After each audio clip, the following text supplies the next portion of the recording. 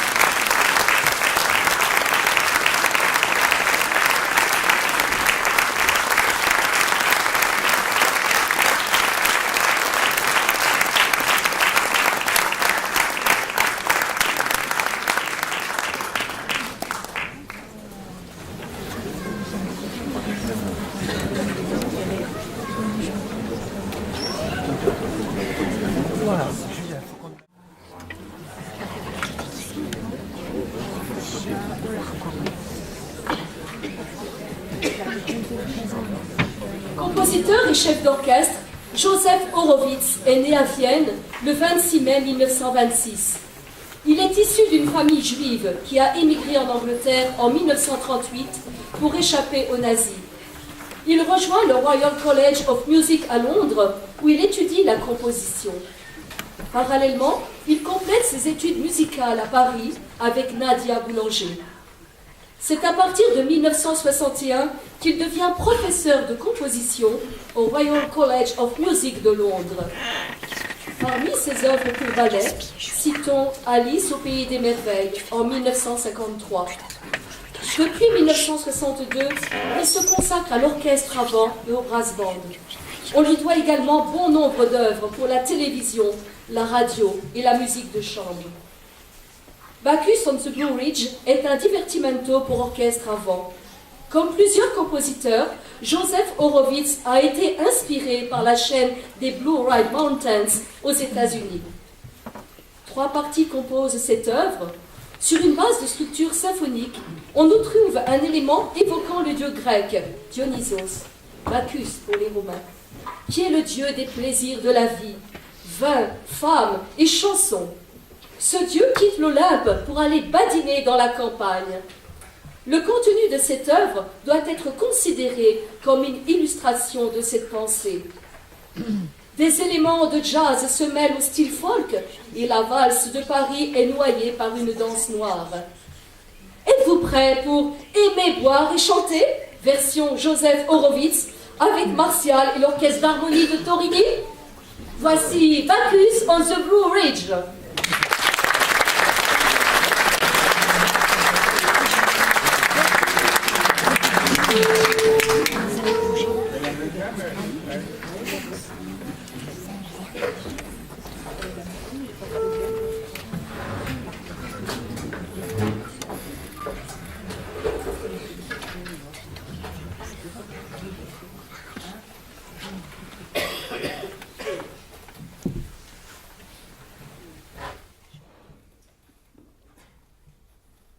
Mm.